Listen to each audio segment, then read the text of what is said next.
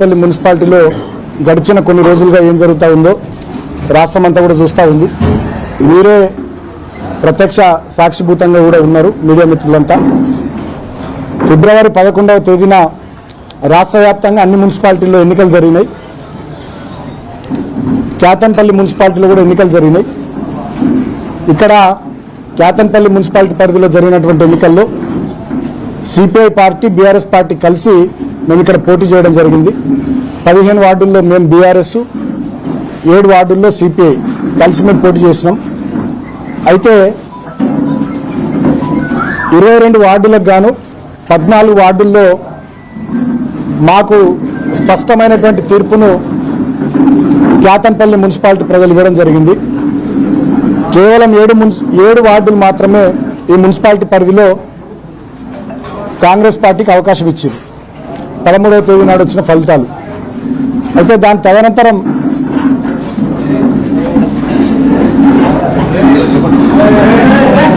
14వ తేదీన మా కౌన్సిలర్లందరూ కూడా భద్రాచలం సీతారాముల వారిని దర్శనం చేసుకుందామని వెళ్తే అక్కడికి కాంగ్రెస్ పార్టీకి చెందినటువంటి వాళ్ళు 8 కార్లలో, పోలీసులు 2 కార్లలో పోయి అక్కడ మా వాళ్ళని కిడ్నాప్ చేసే ప్రయత్నం చేస్తే ఆ విషయం తెలిసి హైదరాబాద్ నుంచి హుటాహుటిన మేము కొంతమందిని బయలుదేరి వెళ్ళి ఇమీడియట్గా మా వాళ్ళని అందరినీ కూడా తీసుకొని ఇక్కడికే కేతన్పల్లి నివాసానికి తీసుకొని వచ్చి ఇక్కడనే వాళ్ళని ఉంచడం జరిగింది. 16వ తేదీ నాడు చైర్మన్, వైస్ చైర్మన్ ఎన్నిక ఉంటే ఆ రోజు ఇక్కడ ఇంటి నుండే మీ అందరి సమక్షంలోనే మేము బయలుదేరినాం. కానీ పోలీసులు 2 చోట్ల మమ్మల్ని ఆపి ఇన్ టైంకి కౌన్సిల్ హాల్కి చేరకుండా చేశారు. కానీ కాంగ్రెస్ పార్టీ వాళ్ళని మాత్రం వందలాది మందిని మున్సిపల్ కౌన్సిల్ దగ్గరికి వాళ్ళని అక్కడికి పంపించారు. తర్వాత ఎన్నికను 17వ తేదీకి వాయిదా వేయడం జరిగింది. 17వ తేదీ నాడు ఆ రోజు కూడా మేము పోలీసు వాళ్ళతో అధికారులతో మాట్లాడి ఎన్ని వెహికల్స్లో ఎంతమందిని పంపించమంటారంటే 3 వెహికల్స్ కౌన్సిలర్లను పంపించండి, 1 వెహికల్ మీరు రండి అన్నారు. కోవలక్ష్మి గారు, ఆసిఫాబాద్ ఎమ్మెల్యే గారు ఈ ఎన్నికల పరిశీలకు ర్యాలీగా వారు వస్తే నేను ముందు కారులో వారి కారులో ఉండి మిగతా 3 కార్లలో కౌన్సిలర్లను ఉంచుకొని మేము తీసుకొని పోతా ఉంటే మా 21వ వార్డు బబ్బెర స్వర్ణలత గారిని ఏదో కిడ్నాప్ చేసిరని కంప్లైంట్ వచ్చిందని చెప్పి మళ్ళీ మమ్మల్ని అందరిని అక్కడ ఆపారు. బబ్బెర స్వర్ణలత గారు డైరెక్ట్గా పోలీసు వాళ్ళని అడిగి ఎవరు కంప్లైంట్ ఇచ్చిర్రు, ఎవరు రాసిర్రు పిటిషన్ అని అడిగితే మీ అత్తమ్మ గారు అంటే అసలు మా అత్తమ్మకి చదివే రాదు, ఆయన ఎట్లా రాసింది పిటిషను, ఇదంతా బోగసు, ఇది తప్పు, మీరు ఇట్లా చేయొద్దు, నేను నా ఇష్టం కొద్దీ బీఆర్ఎస్ పార్టీలో ఉన్న కేసీఆర్ గారి నాయకత్వంలో ఉన్న గెలిచినని చెప్పి స్పష్టంగా తను చెప్పడం జరిగింది. ఆ తర్వాత మిగతా 13 మంది కౌన్సిలర్లను పంపించినాం. తర్వాత తనను కూడా పంపించడం జరిగింది. కానీ కౌన్సిల్ హాల్ లోపల మంత్రి వివేక్ గారు, వాళ్ళ కొడుకు ఎంపీ గారు ఇద్దరు కూర్చొని మా కౌన్సిలర్లకు బ్లాంక్ చెక్కులు ఇస్తూ కోట్లాది రూపాయలు డబ్బులు ఆఫర్ చేస్తూ ప్రలోభ పెట్టేటటువంటి ప్రయత్నం చేసినప్పటికి కూడా మా 14 మంది కౌన్సిలర్లు ఏకతాటి మీద ఉండడం జరిగింది.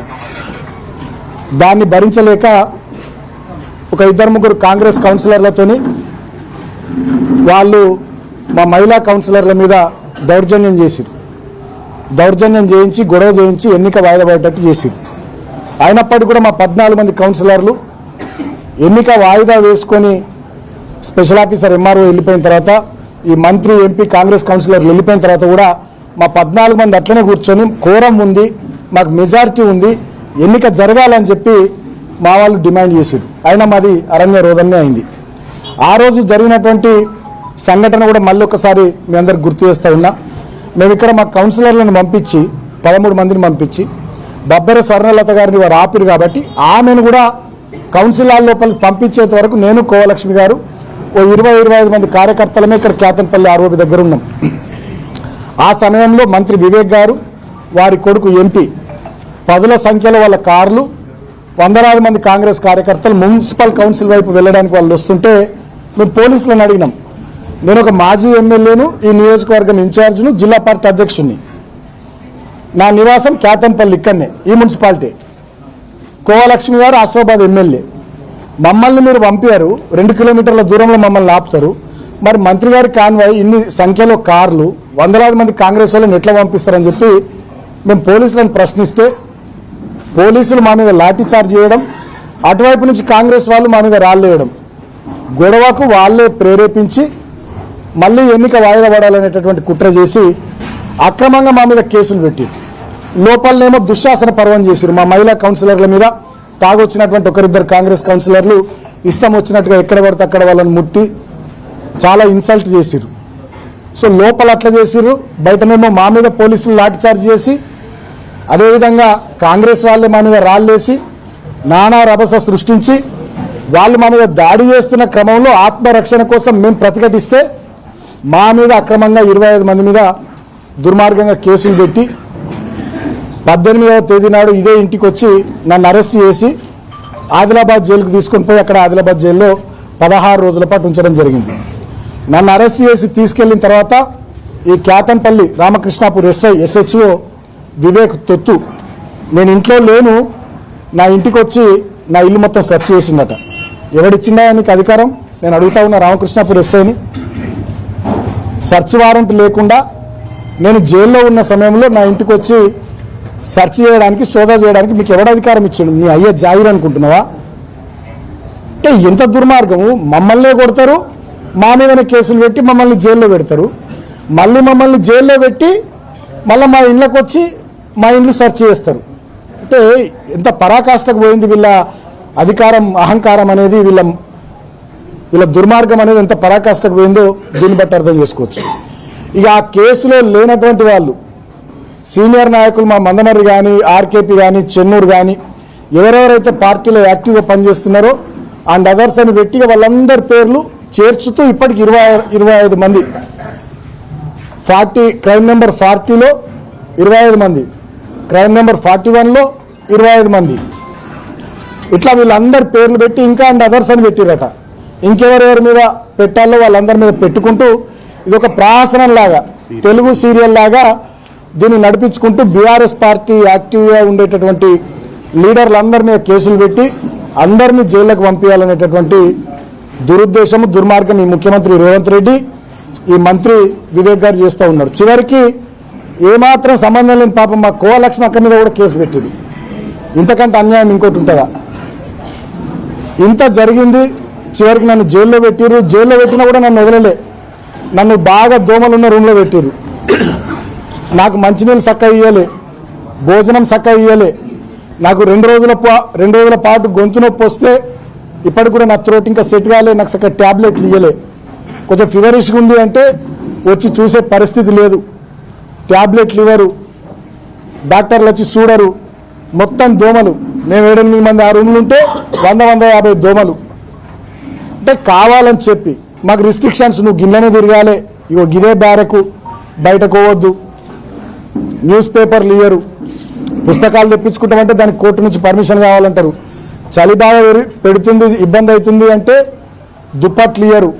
మా శ్రీకాంత్ అని మా అడ్వకేట్ ఒక 3 రోజుల తర్వాత పాపం ఆయన పోరాటం చేసి నేను కప్పుకోవడానికి కూడా దుప్పటి, దానికోసం మా ఆదిలాబాద్ చెందినటువంటి శ్రీకాంత్ అనే అడ్వకేటు 3 రోజులు ఫైట్ చేయాల్సి వచ్చింది. 3 రోజుల ఫైట్ తర్వాత నాకు దుప్పటి వచ్చింది లోపలికి. అంటే ఇంత దుర్మార్గంగా, ఇంత పైశాచికంగా వీళ్ళు వ్యవహరించారు ప్రభుత్వ పెద్దలు.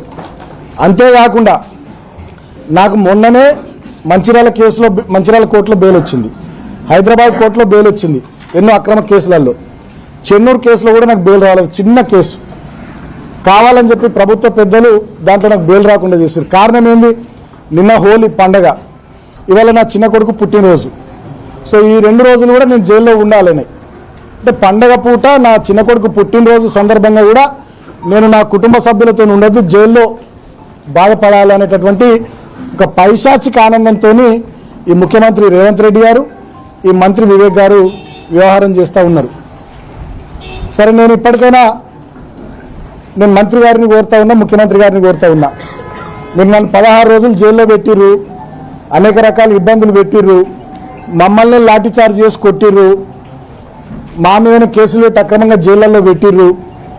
ఇప్పటికైనా మీ కక్ష తీరింది, ఇప్పటికైనా మీ కడుపు మంట, మీ కళ్ళ మంట చల్లారింది అని చెప్పి నేను అనుకుంటా ఉన్నా. ఇప్పటికైనా క్యాతన్పల్లి మున్సిపాలిటీ ప్రజానీకం ఇచ్చినటువంటి ప్రజా తీర్పును గౌరవించమని నేను కోరుతున్నా ప్రభుత్వాన్ని. నేను వేరే గొంతమ్మ కోరికలు ఏం కోరతలే. ఇప్పటికైనా వివేక్ గారు, రేవంత్ రెడ్డి గారు క్యాతన్పల్లి మున్సిపాలిటీ ప్రజలు ఇచ్చినటువంటి ప్రజా తీర్పును దయచేసి గౌరవించండి అని కోరుతున్నా. చెన్నూరులో 18 వార్డులలో 11 వార్డులు కాంగ్రెస్ గెలిచింది, మేము 4 గెలిచినాం. అక్కడి ప్రజా తీర్పును మేము హుందాగా గౌరవించినాం. నేనే స్టేట్మెంట్ ఇచ్చిన ప్రజా తీర్పును గౌరవిస్తున్నామని. మరి ఇక్కడ క్యాతన్పల్లి మున్సిపాలిటీలో 22 వార్డులకు గాను 14 వార్డులు మేము గెలిచినాం, 7 వార్డులు మీరు గెలిచిరు. మరి ప్రజా తీర్పును మీరు ఇప్పటికైనా గౌరవించాలని చెప్పి నేను మంత్రి గారికి, ముఖ్యమంత్రి గారికి, రాష్ట్ర ప్రభుత్వ పెద్దలకు తెలియజేస్తా ఉన్నా. నేను ఇంకొక విషయం కూడా, గతంలో నేను పోలీస్ స్టేషన్లలో మా మీద కేసులు అయినాయి, మమ్మల్ని అరెస్ట్ చేయబోయే సందర్భంలో మమ్మల్ని జైలుకు పంపిస్తారు అని తెలిసినటువంటి సందర్భంలో నేను ముందే ప్రెస్ మీట్ పెట్టి కూడా చెప్పినాను. 18వ తారీఖు నాడు మమ్మల్ని జైలుకు పంపించారు. 17వ తారీఖు నాడు రెండవసారి చైర్మన్, వైస్ చైర్మన్ ఎన్నికకు సంబంధించి అక్కడ కౌన్సిల్ సభ్యుల ప్రమాణ స్వీకారము, అదేవిధంగా తర్వాత జరిగినటువంటి ప్రాసెస్, దీనికి సంబంధించినటువంటి వీడియో ఫుటేజ్ బయట పెట్టాలని నేను డిమాండ్ చేసిన. జిల్లా కలెక్టర్ కానీ, ఈ ఎన్నికల స్పెషల్ ఆఫీసర్ కానీ, స్టేట్ ఎలక్షన్ కమిషన్ కానీ ఇప్పటిదాకా ఆ వీడియో ఫుటేజ్ ఎందుకు మీరు బయట పెడతలేరు? మా మహిళా కౌన్సిలర్ల పట్ల దౌర్జన్యం చేసిన కాంగ్రెస్ కౌన్సిలర్ల మీద చర్యలు తీసుకోరా? వాళ్ళ మీద కేసులు పెట్టారా? ఎక్స్ అఫీషియో సభ్యుడిగా ఉన్నటువంటి వివేక్ గారు ఆ కౌన్సిల్ మీటింగ్లో లేచి ఉపన్యాసం ఇస్తున్నాడు, ఇది రూల్స్కి విరుద్ధం. మరి ఆయన మీద కేసు పెట్టారా? మరి ఇక్కడ 144 సెక్షన్ ఉంది, ఇక్కడ గుంపులుగా తిరగొద్దు అని చెప్పి మమ్మల్ని రిస్ట్రిక్ట్ చేసినటువంటి మీరు మరి గుంపులుగా కాన్వాయ్లు వేసుకొని మంత్రి గారు పోయిండ్రు, మరి వారి మీద కేసు పెట్టారా? మా మీద రాళ్ల దాడి చేసారు కాంగ్రెస్ వాళ్ళు. వీడియో ఫుటేజ్లు కూడా ఉన్నాయి, వీడియోస్ వచ్చినాయి మీ మీడియాలో, సోషల్ మీడియాలో విస్తృతంగా తిరుగుతున్నాయి. మరి కాంగ్రెస్ వాళ్ళ మీద కేసులు పెట్టారా? అంటే చట్టం కాంగ్రెస్ పార్టీకి చుట్టమైందా? చట్టం విశాఖ ఇండస్ట్రీస్కు, V6కు, వెలుగుకు, వివేక్కు చుట్టమైందా? ఈ ప్రాంతంలో అసలు పోలీసులు మీరు కాకి బట్టలు వేసుకున్నారా, కాంగ్రెస్ బట్టలు వేసుకున్నారా? మంచిర్యాల డీసీపీ భాస్కర్ నుంచి మొదలుకొని రామకృష్ణాపూర్ SHO శ్రీధరన్ దాకా ఏసీపీలు కానీ, CIలు కానీ మొత్తం విశాఖ ఇండస్ట్రీస్ ఎంప్లాయీస్ లెక్కనే పనిచేస్తున్నారు. జిల్లా కలెక్టర్ కుమార్ దీపక్ నుంచి మొదలుకొని MRO మందమరి వరకు, ఈ ఎన్నికకు స్పెషల్ ఆఫీసర్గా వ్యవహరించినటువంటి MRO వరకు వీళ్ళంతా కూడా విశాఖ ఇండస్ట్రీస్ ఎంప్లాయీస్ లెక్కనే పనిచేస్తూ ఉన్నారు. ఇంతకన్నా దుర్మార్గం ఇంకోటి లేదు. గతంలో మేము కూడా 10 సంవత్సరాలు అధికారంలో ఉన్నాం. ఈ ప్రాంతంలో ఎన్నో మున్సిపల్ ఎన్నికలు జరిగినాయి, ఎంపీటీసీ, జడ్పీటీసీ ఎన్నికలు జరిగినాయి, గ్రామ పంచాయతీ ఎన్నికలు జరిగినాయి, పార్లమెంట్ ఎన్నికలు జరిగినాయి, సింగిల్ విండో ఎన్నికలు జరిగినాయి. ఎన్నడూ కూడా ఈ రకంగా ఒక రావణ కాష్టం లాగా ఈ ప్రాంతాన్ని మేము ఎన్నడూ తయారు చేయలేదు. 10 ఏళ్లలో గెలిచే అవకాశం ఉన్న కాడ మేము గెలిచినాం, వేరే పార్టీ గెలిచే అవకాశం ఉన్న కాడ ఆ పార్టీ గెలిచిరు తప్ప మేమెన్నడూ కూడా వేరే రకంగా వ్యవహారం చేయలే. ఇంకా దారుణం ఏంది, ఇంకా దుర్మార్గం ఏంటంటే ఇప్పటికి కూడా వీళ్ళ కళ్ళమంట సల్లార్తలే. మా భూమయ్య గౌడ్ గారు 11th వార్డు కౌన్సిలర్, ఆయన ఇంటి మీద సింగరేణి అధికారులు 30 సంవత్సరాలు, వాళ్ళ నాన్నగారు అప్పటి నుంచి ఉంటున్న ఇల్లు 30 సంవత్సరాలు అయింది వాళ్ళు ఉండబట్టి, ఆయన భూమగౌడ్ గారి ఇంటి మీద పోయి దాడి చేస్తారు సింగరేణి వాళ్ళు. నాకు ఇప్పుడే ఒక వార్త కూడా వచ్చింది, ఇప్పటికీ మా కౌన్సిలర్లు ఎవరైతే 14 మంది ఉన్నారో వాళ్ళ బంధువులు, వాళ్ళ స్నేహితులు, వాళ్ళకి తెలిసిన వాళ్ళు ఎవరన్నా ఉంటే వాళ్ళ దగ్గరకు ఈ కౌన్సిలర్ల మీద ఒక పిటిషన్ వీరి బాలకృష్ణని కిడ్నాప్ చేసిందని చెప్పి ఇంకా బతిమలాడుకుంటా పోలీసు వాళ్ళు వాళ్ళ ఇళ్ళ చుట్టూ తిరుగుతున్నారట, బంధువుల ఇళ్ళ చుట్టూ, వాళ్ళ స్నేహితుల ఇళ్ళ చుట్టూ. ఇంత జరిగిన తర్వాత కూడా రాష్ట్రమంతా మిమ్మల్ని తూ అన్నాక కూడా ఇంకా 14 మంది మా కౌన్సిలర్లకు సంబంధించి బీఆర్ఎస్ పార్టీ, సిపిఐ పార్టీ మేమే మా కౌన్సిలర్లను కిడ్నాప్ చేసినామని చెప్పి పిటిషన్ ఇవ్వమని ఇళ్ళ పంట తిరుగుతున్నారట పోలీసు వాళ్ళు. మీకు ఎందుకయ్యా కాకి యూనిఫామ్ పోలీసు వాళ్ళు? ఆ కాంగ్రెస్ బట్టలు, కాంగ్రెస్ కండువాలు వేసుకొని తిరిగారు. ఆవిరి ఏమైనా బుద్ధి ఉందా? మీరేం పని చేస్తున్నారు? ప్రజలకు నమ్మకం, విశ్వాసం ఉంటుందా వ్యవస్థ మీద? మీరు కాంగ్రెస్ పార్టీ కార్యకర్తల లెక్క కాకి డ్రెస్ వేసుకున్న పోలీసులకు ఇట్లా పనిచేస్తే ఎట్లా? 14 మంది కౌన్సిలర్లు మాతో ఉన్నారు. మాతో ఉన్నటువంటి మా కౌన్సిలర్ల మీద పిటిషన్లు ఇవ్వమని ఇళ్ళ పట్టు తిరుగుతున్నారట. ఇంతకన్నా సిగ్గుచేటేమని ఉంటుందా? నన్ను 16 రోజులు జైల్లో పెడితిరి, మా ఊళ్ళని కొడుతిరి, లాఠీ చార్జ్ చేసి మా మీదనే రాళ్ళు ఎత్తిరి, మా మహిళల పట్ల దుర్మార్గంగా ప్రవర్తిస్తురి. ఇన్ని జరిగిన తర్వాత మా మూలరావిరెడ్డి గారి కారు ధ్వంసం చేస్తురి, మా భూమా గౌడ్ గారి ఇల్లు అది కూలగొట్టే ప్రయత్నం చేస్తుంది. గిల్లు చేసిన తర్వాత ఇప్పటికి కూడా మా 14 మంది కౌన్సిలర్లు ఏకతాటి మీద ఉన్నారు.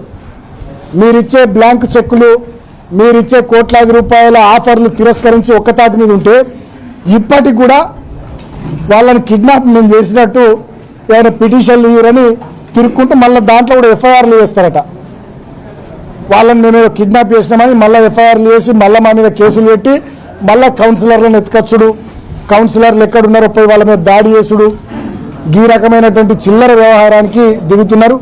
నేను మీడియాను కోరుతా ఉన్నా, మీడియా ద్వారా ఈ ప్రాంత ప్రజల్ని, రాష్ట్ర ప్రజల్ని కూడా కోరుతా ఉన్నా, గింత దుర్మార్గంగా, గింత దారుణంగా, ఇంత నిర్లజ్జగా, ఇక సిగ్గు శరము మానం మర్యాద అనేటువంటిది వదిలేసి ఇంత బ్లేటెంట్గా పట్టపగలు ప్రజాస్వామ్యాన్ని హత్య చేస్తూ, కూని చేస్తూ ఈ రకమైనటువంటి రాజకీయాలు మంత్రి వివేక్ గారు, ముఖ్యమంత్రి రేవంత్ గారు చేస్తున్నటువంటి తీరును గమనించమని నేను కోరుతున్నా. 22లో 14 మందిని గెలిచిన తర్వాత కూడా 13వ తారీఖు నుంచి, ఫిబ్రవరి 13వ తారీఖు నుంచి ఇవాళ మార్చి 4వ తారీఖు దాకా ఇన్ని సంఘటనలు జరిగిన తర్వాత కూడా ఇంకా మా కౌన్సిలర్ల మీద కిడ్నాప్ చేసినామని పిటిషన్లు ఇవ్వమని ఇళ్ల పొంటి తిరుగుతున్నారంటే ఇక వీళ్ళని ఏమనాలి? వీళ్ళకి ఇక నాకు మాటలు వస్తలే, ఏం మాట్లాడాలో మాటలు వస్తలే. ఇంకేమనాలి వీళ్ళను? గింత జరిగిన తర్వాత రాష్ట్రం మొత్తం చీ తూ అని వీళ్ళను ఉమ్మేసిన తర్వాత కూడా ఇంకా మా కౌన్సిలర్లను 14 మందిని మేమే కిడ్నాప్ చేసినామని చెప్పి పిటిషన్లు తీసుకొని మా మీద కేసులు పెట్టాలని, ఆ కౌన్సిలర్లను ఎత్తుకురావాలనే కుట్ర పోలీసు వాళ్ళు చేస్తుంటే మీరు పోలీసు వాళ్ళ మిమ్మల్ని ఏమనాలా? మీకేమైనా ఉందా అనే? అసలు డిపార్ట్మెంట్ ఇజ్జత్ తీస్తురా మీరు కొంతమంది పోలీసు వాళ్ళు వచ్చి. ఒక్క మున్సిపాలిటీ కోసం డీజీపీ శ్రీధర్ రెడ్డి గారిని నేను రిక్వెస్ట్ చేస్తా ఉన్నా, మీ పోలీసు వాళ్ళు ఇక్కడ చేస్తున్నటువంటి వ్యవహారాన్ని గమనించండి. మరి ఇది మీకు తెలిసి జరుగుతుందా, మీకు తెలియక జరుగుతుందా? డిపార్ట్మెంట్ పరువు పోతుంది, పోలీసుల పరువు పోతుంది. పోలీసులు కాంగ్రెస్ పార్టీ ఏజెంట్లు అయిపోయారు. కేతంపల్లి మున్సిపాలిటీ ఎన్నికకు సంబంధించి మంచిర్యాల జిల్లాలో సిగ్గుమానం పోతుంది పోలీసు వాళ్ళది. జనాలు తిట్టుకుంటున్నారు, అసహించుకుంటున్నారు జనాలు మీ వైఖరి చూసి. గింత జరిగిన తర్వాత ఇలా నేను జైలుకి వెళ్ళి బయటకు వచ్చిన తర్వాత కూడా ఇప్పుడు నాకు లేటెస్ట్గా అందిన వార్త ఇది. ఇంకా కౌన్సిలర్ల మీద పిటిషన్లు వాళ్ళ చుట్టాలయో వాళ్ళకి తెలిసిన వాళ్ళో తీసుకొని మేమే మా కౌన్సిలర్లను కిడ్నాప్ చేసినట్టు మా మీద మళ్ళీ కేసులు, ఎఫ్ఐఆర్లట. ఇవి అన్యాయం పాడగల. ఇక గింత జరిగిన తర్వాత ఇంకేముంటుంది? ఇక ఎటు పోతుంది ఈ ప్రాంతము, ఎటు పోతుంది ఈ రాష్ట్రము? ఏమనుకోవాలిగా? ఇక నేను కేతంపల్లి ప్రజలకు విజ్ఞప్తి చేస్తున్నా, ఇక ఈ మున్సిపాలిటీ ఎన్నికని మీరే తేల్చాలిగా. ఇక మరి నేనేం చేయాలిగా? 13వ తారీఖు నుంచి, ఫిబ్రవరి 13వ తారీఖు నుంచి ఇవాళ మార్చి 4వ తారీఖు దాకా గిన్ని సంఘటనలు జరిగినాక కూడా ఇంకా సిగ్గు లేకుండా పోలీసు వాళ్ళు మా 14 మంది కౌన్సిలర్లకు సంబంధించి పిటిషన్లు తీసుకొని మళ్ళా మా మీద కేసులు పెట్టాలనే కుట్ర చేసి మా కౌన్సిలర్లను ఎత్తుకరావాలనే ప్రయత్నాలు చేయబోతున్నారంటే ఇక ఈ కేతంపల్లి మున్సిపాలిటీలో మీరు ప్రజలుగా ఇక్కడ ఇచ్చినటువంటి తీర్పును పోలీసులు, కాంగ్రెస్ వాళ్ళు కాళ్ళ రాస్తుంటే మరి ఇంకో ప్రజా ఉద్యమానికి మనం సిద్ధం కావాల్సిందే. మరి ఏం చేస్తాం? ఇక ప్రజాస్వామ్యంలో నిరసనల రూపంలో, పోరాటాల రూపంలో తప్ప ప్రతిపక్షంగా మనం ఏం చేయగలుగుతాం? వాళ్ళ చేతిలో రాజ్యం ఉంది, వాళ్ళ చేతిలో పోలీసులు ఉన్నారు, తుపాకులు ఉన్నాయి, లాఠీలు ఉన్నాయి, అధికారం ఉంది. అక్కడ రేవంత్ రెడ్డి ఉన్నాడు నియంత, ఇక్కడ ఇంకా చోటా నియంత వివేక్ ఉన్నాడని చెప్పి పోలీసులు ఈ స్థాయిలో పెట్టేగిపోతే ఏం చేయాలి? ఇక అర్థం ఉంది? ఇక ఎన్నికలకేమైనా అర్థం ఉంది? నాకు అర్థం కాదు. ఇక ఎన్నికలు ఎందుకు మరి? ఇక మీరే డైరెక్ట్ నామినేట్ చేసుకుంటే కదా వివేక్ గారు, నువ్వే డైరెక్ట్ నామినేట్ చేసుకుంటే కాదు ఇక కౌన్సిలర్లను, సర్పంచ్లను, ఎంపీటీసీలను, జెడ్పీటీసీలను, అంతే కదా. ఇక చెన్నూరు నియోజకవర్గంలో కేతంపల్లి మున్సిపాలిటీలో గింత కథ జరిగిన తర్వాత కూడా మళ్ళీ ఈ ప్రయత్నాలు మీరు మొదలు పెట్టారంటే ఇక మరి ఈ ప్రాంతంలో ఎన్నికలు ఎందుకు? ఇక నువ్వే నామినేట్ చేసుకుంటావు. ఓలే నువ్వు రేవంత్ రెడ్డి గారేమో రాష్ట్రంలో, నువ్వేమో మంచిర్యాల జిల్లాలో, చెన్నూరులో. ఇప్పటికైనా నేను ఇటువంటి పిచ్చి చర్యలు బంద్ చేసుకోవాలని పోలీసులను కోరుతున్నా. వాళ్ళ అధికార కాంగ్రెస్ పార్టీ, వాళ్ళు అధికారంలో ఉన్నారు, ఏం చేసినా చెల్తదనేటటువంటి భ్రమలలో వాళ్ళు ఉన్నారు. వాళ్ళ చేతిలో మీరు పావులుగా మారి పోలీసులు మరి మీ స్థాయిని దిగజార్చుకొని పోలీస్ వ్యవస్థను భ్రష్టు పట్టిస్తూ పోలీసులు అంటే ప్రజలు అసహించుకునే కాడికి తీసుకొస్తున్నారు. మొన్న మా ఇంటి దగ్గర కూడా పెద్ద ఎత్తున నన్ను అరెస్ట్ చేసే సందర్భంలో మా కార్యకర్తలు నిరసన తెలిపితే శాంతియుతంగా వాళ్ళ మీద లాఠీచార్జ్ చేశారు. డీసీపీ అంటాడట, ఏసీపీ అంటాడు, కొట్టుర్రా కొడుకుల్ని అని. సరే కొట్టిర్రు, ఓకే, మంచి, ఓకే, మీ టైం, కొట్టిరు కదా, సరే మంచి, సంతోషం. అదే రోజు 17వ రోజు కూడా మా కార్యకర్తలను కొట్టిర్రు, 18వ రోజు ఇక్కడ కొట్టిర్రు. తర్వాత నన్ను హాస్పిటల్ నుండి టెస్టులు చేయించి కోర్టుకు తీసుకుపోయే క్రమంలో మా కార్యకర్తలు అక్కడ నన్ను చూస్తానికి వస్తే అక్కడ లాఠీచార్జ్ చేసి రైబీ చౌరస్తాలో, కోర్టు దగ్గర కూడా అత్యుత్సాహంతో నన్ను జైలుకు తీసుకొని పోయేటప్పుడు అప్పుడు కూడా మా కార్యకర్తల మీద లాఠీచార్జ్ చేసిర్రు. సరే ఓకే, సంతోషం, బాగా కొట్టిర్రు, బాగా కొడుతుర్రు, బాగా ఇబ్బందులు పెడుతుర్రు మమ్మలను. సరే, I love you Vivek, I love you, I love you Vivek, చాలా ఇబ్బంది పెడుతున్నావు, సంతోషం, ఓకే, నో ప్రాబ్లం. సరే, కానీ ఏదేమైనా అంతిమంగా ఒక మాట మాత్రం నేను తెలియజేస్తా ఉన్నా, ఏది వట్టిగా పోదు, అన్ని ప్రజలు గమనిస్తూ ఉన్నారు. ఇవాళ మేమేందో మీరేందో ప్రజల ముందే అన్ని ప్రజాక్షేత్రంలో ఉన్నాయి. మేము ఎట్లా ప్రవర్తిస్తున్నాం, మీరు ఎట్లా ప్రవర్తిస్తున్నారో రాష్ట్ర ప్రజలు చూస్తూ ఉన్నారు, కేతంపల్లి మున్సిపాలిటీ ప్రజలు చూస్తూ ఉన్నారు. అంతిమంగా ప్రజాస్వామ్యంలో ప్రజలు గొప్పోళ్ళు, ప్రజలు ఇక్కడ తీర్పు ఇచ్చిర్రు ఆల్రెడీ ఎన్నికకు సంబంధించి. అయినా కూడా నువ్వు సైంధవుడిలా అడ్డం పడుతూ ఉన్నావు, దాన్ని కూడా గమనిస్తూ ఉన్నారు. డెఫినెట్గా రాబోయే రోజుల్లో సరే ప్రజలే మీ విషయంలో ఏం చేయాలో ప్రజలే ఆలోచిస్తారు. నేను మాత్రం అంతిమంగా జిల్లా అధికారులను కోరుతా ఉన్నా, రాష్ట్ర ఎన్నికల కమిషన్ కోరుతా ఉన్నా, పారదర్శకంగా కేతంపల్లి మున్సిపాలిటీ ఎన్నిక జరిగేటట్టుగా రాష్ట్ర ఎన్నికల కమిషన్ చొరవ తీసుకోవాల్సిందిగా నేను కోరుతా ఉన్నా. జిల్లా అధికారుల మీద మాకు నమ్మకం లేదు. వీళ్ళంతా ఆల్రెడీ జిల్లా అధికారులే, పేరుకు మంచిర్యాల జిల్లా అధికారులు, కానీ వీళ్ళంతా Visakha industries employees. Visakha industries ఎంప్లాయీసే మంచిర్యాల జిల్లా అధికారులు, పోలీసు వాళ్ళు కానీ, రెవెన్యూ వాళ్ళు కానీ, ఎవరైనా కానీ. అట్లా అయిపోయింది, ఏం చేస్తాం. అయినప్పటికీ కూడా ప్రజలు మాకు పూర్తి స్థాయిలో, నేను జైల్లో ఉన్న సందర్భంలో నేను బయటకు రావాలని కోరుకున్నటువంటి ప్రజలందరికీ, మా పార్టీ నాయకులకు, మా కార్యకర్తలకు, మా సోషల్ మీడియా వారియర్స్కి, మీడియా మిత్రులకు, జైల్లో నేను ఉన్నప్పుడు నాకు మనోధైర్యాన్ని కల్పించడానికి జైలుకు వచ్చినటువంటి మా కేటీఆర్ అన్నకు, హరీష్ అన్నకు, మా మాజీ మంత్రులకు, ఎమ్మెల్యేలకు, మాజీ ఎమ్మెల్యేలకు, మా పార్టీ నాయకులకు అందరికీ పేరు పేరున ధన్యవాదాలు.